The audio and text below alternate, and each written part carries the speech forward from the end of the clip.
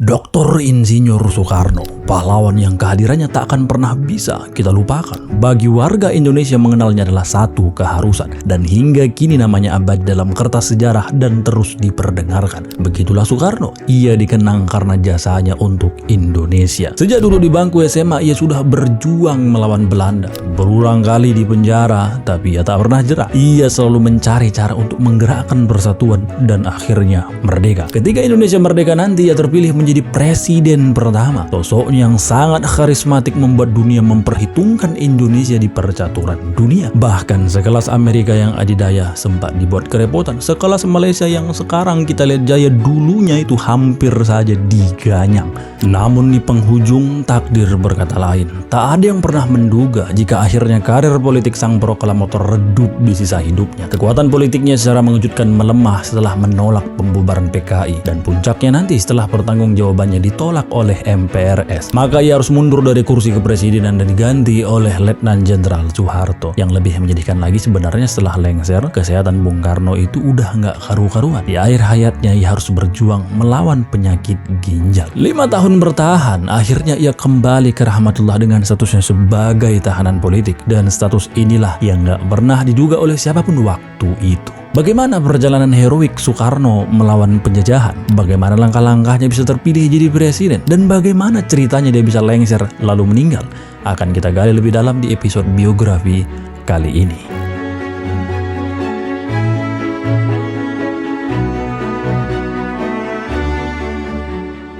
Soekarno lahir di Kampung Peneleh, Surabaya pada tanggal 6 Juni 1901. Ayahnya bernama Raden Sukemi Sosro Diharjo berprofesi sebagai seorang guru, dan ibunya bernama Ida Ayu Nyoman Rai berprofesi sebagai ibu rumah tangga. Tapi dulu katanya sebelum nikah sama ayahnya Soekarno, ibunya ini merupakan putri seorang bangsawan Bali. Keduanya bisa menikah karena ayah Soekarno sempat ditugaskan untuk mengajar ke daerah Bali. Nikahlah mereka dan lahirlah Soekarmini nih, kakaknya Soekarno, dan setelah itu lahirlah Soekarno. Awalnya nama Soekarno itu adalah Kusno, tapi karena sering sakit namanya diganti jadi Karno. Nama tersebut diambil dari salah satu panglima perang dalam kisah Barata Yuda, yaitu Karna. Tapi kok namanya jadi Karno? Kenapa nggak Karna? Karena dalam bahasa Jawa huruf A itu dibaca jadi O, jadilah Karno, sedangkan awalan Su itu artinya baik, maka jadilah Soekarno. Tapi coba deh kau perhatiin pecahan uang 100.000 itu tulisannya bukan Soekarno loh, tapi Soekarno. Kenapa? Karena itu adalah ejaan orang Belanda, dan sejujurnya Soekarno itu nggak suka, tapi tetap harus gunain ejaan Soekarno karena udah terlanjur jadi tanda tangannya. Soekarno sempat sekolah beberapa saat di Tulungagung, namun ia harus pindah ke Mojokerto karena sang ayah dimutasi waktu itu. Di Mojokerto ayahnya memasukkan Soekarno ke EIS, kemudian pada Juni tahun 1911 Soekarno dipindahkan ke ELS. Pada tahun 1915 Soekarno lulus dari ELS dan kemudian melanjutkan studinya ke HBS Surabaya, dan disinilah ia berkenalan dengan teman bapaknya yang bernama Omar Said Cokroaminoto. Kalau kalian asing sama nama ini, beliau itu adalah pendiri sekaligus ketua pertama dari Sarekat Islam. Dia nih banyak banget mempengaruhi cara pikiran Soekarno, makanya Soekarno menyebut Cokroaminoto ini sebagai gurunya. Cokroaminoto yang diberikan kepercayaan oleh ayah Soekarno lalu memperlakukan anak temannya itu dengan sangat-sangat baik. Ia bahkan mempersilahkan Soekarno untuk tinggal satu atap bersamanya. Maka sejak saat itu pula Soekarno banyak bertemu dengan para pemimpin Sarekat Islam lainnya. Kalau kalian pencinta sejarah, pasti kalian tahulah tokoh-tokoh Sarekat Islam kayak Alimin, Muso, Darsono, sampai jurnalis senior kayak Haji Agus Salim. Pada bulan Juli tahun 1921, Soekarno itu resmi menyelesaikan pendidikannya dari HBS. Ia kemudian merantau lagi ke Bandung dan melanjutkan pendidikannya ke Teknik Hook School to Bandung. Dan sekarang kita bisa bilang itu ITB-nya lah gitu. Dan itu kan di Bandung kan. Sekarang Soekarno tinggal di kediaman Haji Sanusi yang juga merupakan anggota Sarekat Islam. Dan di sana ia lebih banyak berinteraksi dengan orang-orang hebat lainnya seperti Cipto Mangunkusumo, Dr. Douws Dekker, sampai Ki Hajar Dewantara. Kalau kalian lupa siapa Ki Hajar Dewantara, cari baju SMA kalian sekarang, tengok di logonya tepat di dada tuh ada tulisan Tut Wuri Handayani. Nah, itu pencetusnya Ki Hajar Dewantara. Saat di ITB, Soekarno itu mengambil jurusan teknik sipil, tapi entah karena apa ya cuma bertahan selama 2 bulan aja di tahun pertama. Namun di tahun berikutnya ia kembali mendaftar dan berhasil menyelesaikan studinya sebagai seorang insinyur, dan itu Soekarno lakukan hanya dalam kurun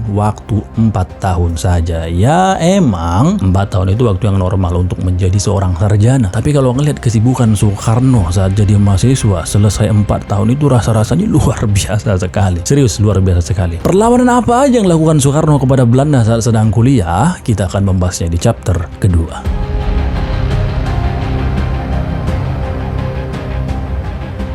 Sebenarnya Soekarno itu udah punya pergerakan melawan Belanda sejak ia duduk di bangku SMA. Karena saat itu ya kan udah serumah sama tokoh besar seperti Cokro Aminoto, yang basicnya Cokro itu juga lewat Syarikat Islam berjuang melawan penjajahan Belanda. Kemudian saat SMA dia juga bergabung dengan organisasi Jong Java. Namun puncaknya nanti pergerakan Soekarno semakin terlihat ketika ia telah aktif menjadi mahasiswa ITB Bandung. Soekarno mencari celah gimana caranya memberikan perlawanan nyata kepada Belanda.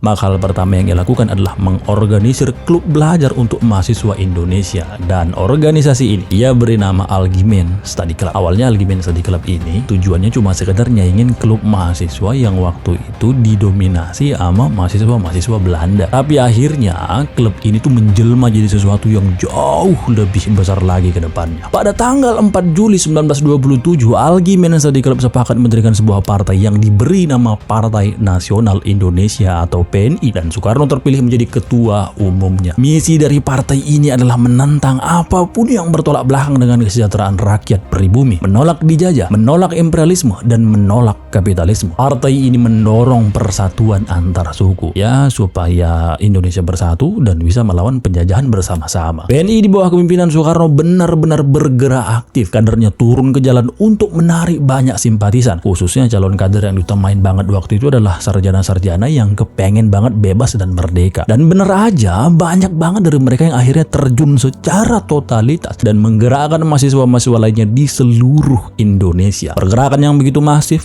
membuat pemerintahan Belanda merasa resah. Inilah Belanda, baru aja dimulai, baru aja bergerak, pergerakan kita itu langsung diamati. Karena pergerakan Soekarno semakin meresahkan, ia pun ditangkap tepat pada tanggal 29 Desember 1929 oleh otoritas kolonial Belanda. Setelah itu Soekarno dibawa ke Bandung lalu diadili. Proses pengadilan waktu itu berjalan cukup alot, dimulai dari bulan Agustus hingga bulan Desember tahun 1930. Disinilah nama Soekarno mulai dikenal masyarakat karena sering disebut-sebut media. Kok ada ya anak muda yang berani melawan kolonial gitu. Hebatnya Soekarno, meskipun dia mendapatkan tekanan, ia pandai memanfaatkan momen. Misalnya saat dirinya diliput media, ia menyampaikan pidato politik yang bertajuk Indonesia Menggugat. Maka sejak saat itu namanya menjadi semakin besar dan semakin dikenal oleh banyak lapisan masyarakat. Pada bulan Desember 1930, pengadilan memutuskan untuk menjatuhi Soekarno hukuman penjara selama 4 tahun. Namun karena pidatonya yang sudah terlanjur menyebar luas, membuat pemerintahan kolonial itu mendapatkan tekanan, baik itu tekanan dari rakyat atau unsur-unsur liberal Belanda itu untuk membebaskan Soekarno. Akhirnya Soekarno mau tidak mau dibebaskan lebih awal pada tanggal 31 Desember 1931. Ini yang awalnya 4 tahun, itu berubah jadi 1 tahun, dan dari efek pembebasan ini membuat nama Soekarno semakin melambung lagi. Kini Soekarno bisa merasakan udara segar kembali. Tentu ia merasa senang karena bisa kembali berjuang untuk tanah airnya. Namun setelah mendapat kabar PNI terpecah dan bubar, ia merasa sedih. Jadi selama Soekarno berada dalam penjara, partai Soekarno ini dipaksa bubar sama Belanda. Dan dari pembubaran itu lahirlah 2 partai baru yang mengklaim punya ideologi yang sama dengan PNI sebelumnya. Partai pertama bernama Partai Indonesia atau yang disingkat dengan Partindo. Partindo ini dipimpin oleh Sartono yang juga merupakan rekannya Soekarno. Partai kedua adalah Pendidikan Nasionalis Indonesia, singkatannya juga PNI nih, yang berada di bawah pimpinan Muhammad Hatta dan Sultan Syahrir. Jadi waktu itu Hatta dan Syahrir baru aja balik dari Belanda dan mereka juga punya ide yang sama terkait kemerdekaan Indonesia. Sebenarnya tokoh-tokoh di balik 2 partai baru ini orang-orang hebat semua loh. Tujuannya juga sama, tapi caranya yang sedikit agak berbeda. Kalau Partindo strateginya langsung agitasi massa, buat banyak-banyak isu. Dari isu inilah rakyat akan bergerak dan bersatu lalu bersama-sama melawan penjajahan. Sedangkan PNI ala Hatta dan Syahrir ini mereka lebih soft lagi. Mereka ini merencanakan strategi pengkaderan jangka panjang karena mereka yakin Indonesia ini susah merdekanya kalau rakyat aja itu nggak peduli sama pendidikan. Jadi maksud mereka ini semakin banyak nanti orang yang berpendidikan, maka semakin tumbuh kesadaran untuk merdeka. Semakin tumbuh kesadaran merdeka, maka mereka akan berjuang bersama-sama. Setelah Soekarno mengetahui cara masing-masing partai, hatinya memutuskan untuk berlabuh ke Partindo. Dan tepat pada tanggal 28 Juli 1932 dia secara resmi menjadi Ketua Umum Partindo. Soekarno nggak milih PNI, Hatta, dan Syahrir karena dia itu kurang setuju dengan perjuangan jangka panjang berbasis kader. Hatta sendiri di sini yakin kalau kemerdekaan Indonesia itu nggak akan terjadi semasa hidupnya. Hatta yakin, sangat-sangat yakin Indonesia ini harus menapaki jalan perjuangan yang lebih panjang lagi terlebih dahulu. Makanya harus banyak orang yang terdidik dulu gitu loh. Sedangkan Soekarno yakin kalau Indonesia itu bisa merdeka dalam waktu dekat karena dia tahu betul rakyat itu punya power, kekuatan. Meskipun begitu, Soekarno tetap menghargai PNI ala Hatta dan Syahrir. Begitupun Hatta dan Syahrir tetap menghargai Soekarno karena sebenarnya tujuan mereka ini sama. Pada pertengahan tahun 1933, Soekarno menerbitkan serangkaian tulisan yang lagi-lagi membuat dirinya harus berurusan dengan Belanda. Tulisan itu ia beri judul Mencapai Indonesia Merdeka. Pemerintahan Belanda yang tidak kenal negosiasi lalu mencari Soekarno dan menangkapnya tepat pada tanggal 1 Agustus 1933. Soekarno kali itu ditangkap saat hendak mengunjungi sahabatnya Muhammad Husni Tamrin di Jakarta. Dan kali ini penangkapannya agak beda. Soekarno nggak lagi dibawa ke pengadilan kayak biasa, tapi langsung diasingkan. Seperti apa pengasingan Soekarno dan apakah setelah diasingkan Soekarno berhenti berjuang? Kita akan bahas di chapter ketiga.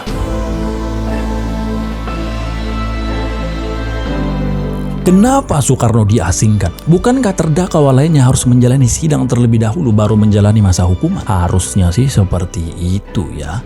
Tapi karena Belanda nggak mau berurusan sama media, makanya langsung Soekarno itu diasingkan. Karena kan sebelumnya gini, sebelumnya kan media masuk, Soekarno pidato, pemerintahan Belanda yang justru kena batunya. Maka dari itu Belanda pakai cara lain. Mereka mengasingkan Soekarno dan keluarganya itu langsung ke kota terpencil bernama Ende di Pulau Flores. Meskipun berada dalam pengasingan, Soekarno tetap berpikir gimana caranya supaya menjadi orang yang bermanfaat untuk bangsanya. Akhirnya ia mendirikan teater anak-anak dan kebukti sih jeniusnya seorang Soekarno itu.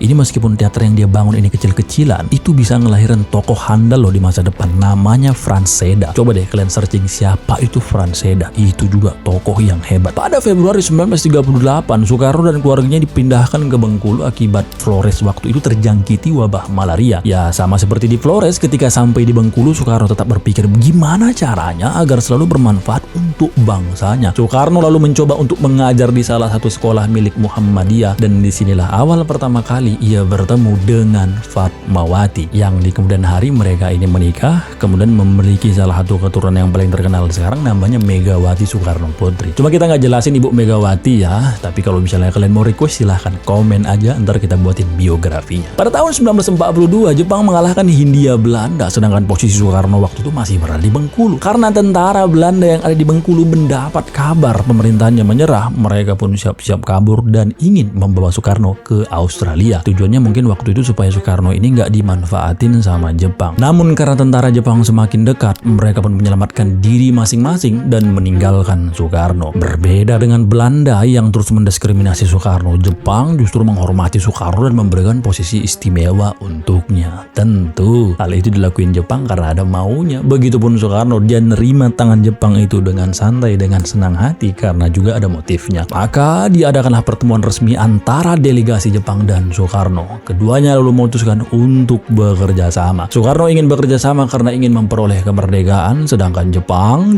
ingin memanfaatkan ketenaran Soekarno agar rakyat Indonesia tidak melawan ketika dijadikan pekerja paksa. Di sini Jepang mengiming-imingi kemerdekaan Indonesia kepada Soekarno. Itu salah satu caranya adalah dengan memberikan platform media seluas-luasnya kepada Soekarno supaya bisa menyebarkan ide-ide kemerdekaan kepada rakyat. Dan di sini Soekarno juga janji supaya membujuk rakyat Indonesia agar mau melakukan kerja paksa Romusa. Sebenarnya ini nggak bisa dibilang kerja sama sih, karena kerja sama itu kan Jepang untung, Indonesia juga untung. Cuma karena posisinya waktu itu Jepang sebagai penjajah dan kita Indonesia sebagai negara yang dijajah, ya Jepang itu lebih diuntungkan. Misalnya aja permintaan Jepang waktu itu tuh luar biasa imbasnya ke rakyat Indonesia. Bayangkan aja Jepang waktu itu merekrut Romusa, itu jutaan pribumi yang dipekerjakan dan mereka itu mati berguguran karena kerasnya dalam bekerja. Dan di sini sebenarnya Soekarno udah ragu-ragu sih, ini worth it nggak sih kerja sama Jepang? Namun ia meyakinkan dirinya dan berkata kita harus kuat dan ini merupakan bagian dari proses pengorbanan demi tercapainya kemerdekaan. Ya meski begitu tetap aja rakyat terlalu dirugikan sih. Misalnya saat Jepang merampas hasil panen pribumi untuk anggota militernya, itu menewaskan setidaknya 1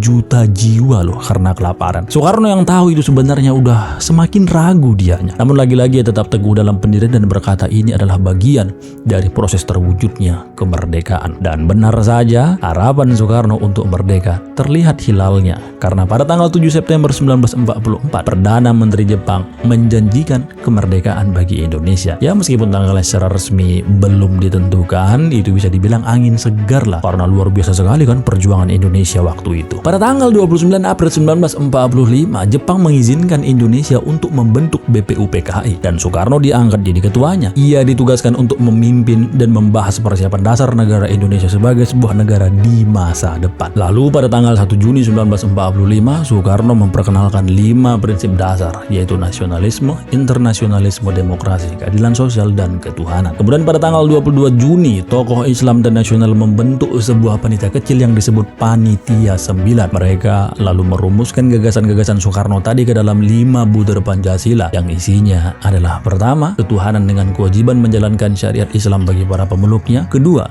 kemanusiaan yang adil dan beradab; ketiga, persatuan Indonesia; keempat, kerakyatan yang dipimpin oleh hikmat, kebijaksanaan dalam permusyawaratan dan perwakilan; kelima, keadilan bagi seluruh rakyat Indonesia. Namun pada tanggal 18 Agustus 1945, atas dasar toleransi, atas dasar demi menjaga persatuan bangsa, sila pertama tadi itu tidak lagi mengacu kepada hukum Islam. Ia berubah menjadi ketuhanan yang Maha Esa. Pada tanggal 7 Agustus 1945, Jepang mengizinkan pembentukan badan yang lebih kecil lagi, namanya PPKI. Anggotanya di sini juga cuma 21 orang doang. Tugasnya untuk membuat struktur pemerintahan Indonesia di masa depan. Kemudian tanggal 9 Agustus 1945, Panglima Tinggi Jepang memberikan kebebasan kepada Soekarno untuk melanjutkan persiapan kemerdekaan Indonesia. Dan 6 hari setelah itu barulah terjadi bom atom yang jatuh di Nagasaki dan Hiroshima. Kemudian pada tanggal 15 Agustus, Jepang menyatakan menyerah tanpa syarat kepada sekutu. Kaum muda yang mengetahui itu lewat radio lalu mendesak Soekarno untuk cepat-cepat mendeklarasikan kemerdekaan Indonesia. Tapi di sini Soekarno agak menunda-nunda karena beberapa alasan. Karena kaum muda yang gak sabaran, maka di pagi harinya mereka menculik Soekarno dan membawanya ke sebuah rumah kecil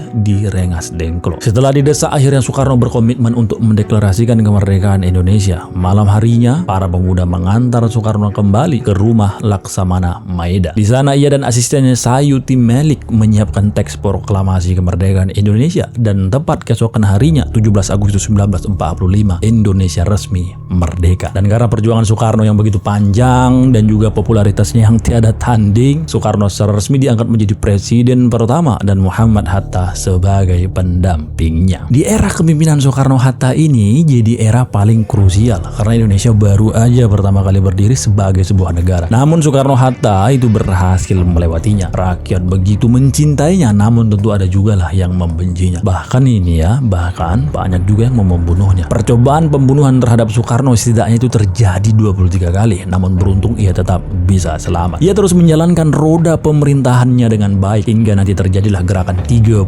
SPKI. Gerakan ini sangat berdampak terhadap kekuasaannya. Bahkan bisa dibilang ini jadi salah satu pintu utama lengsernya Soekarno dari jabatan kepresidenan. Bagaimana 30 SPKI bisa melengsarkan Soekarno dan bagaimana kehidupannya setelah tidak lagi menjadi presiden? Semuanya akan kita bahas di chapter ketiga.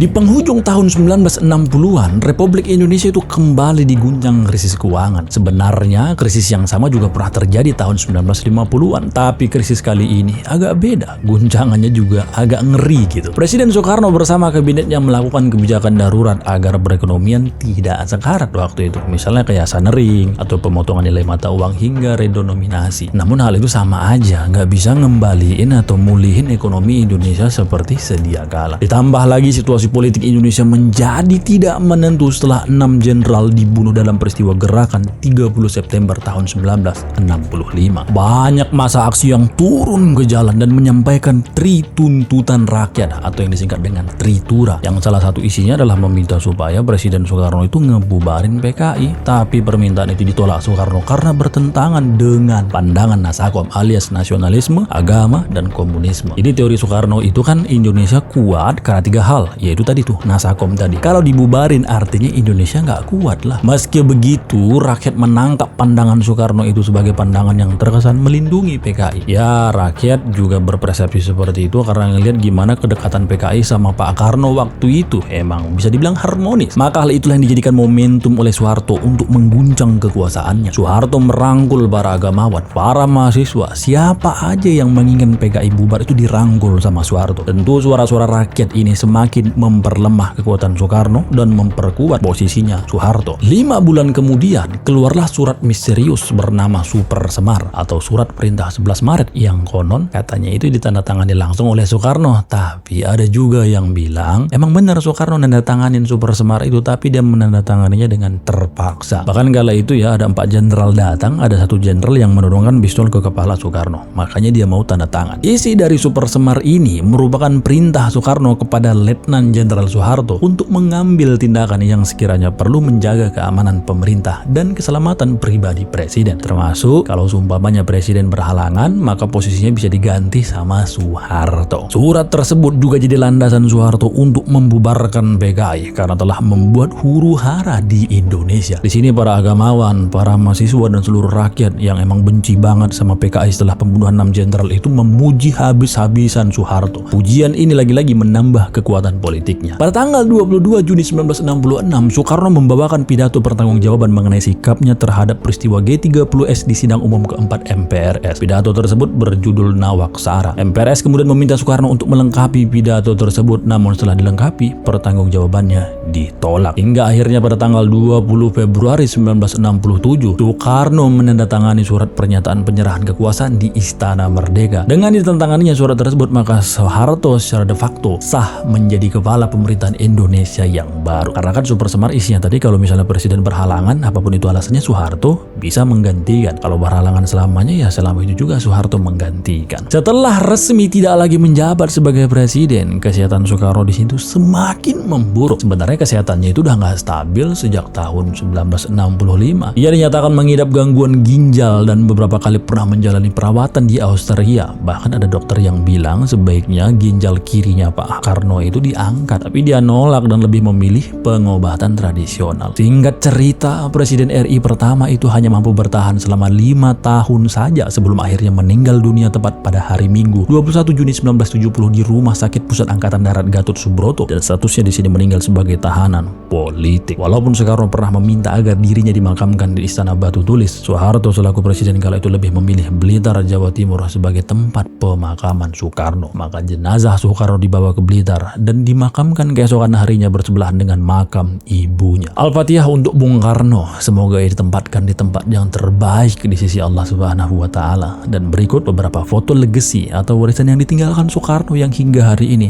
masih bisa kita nikmati.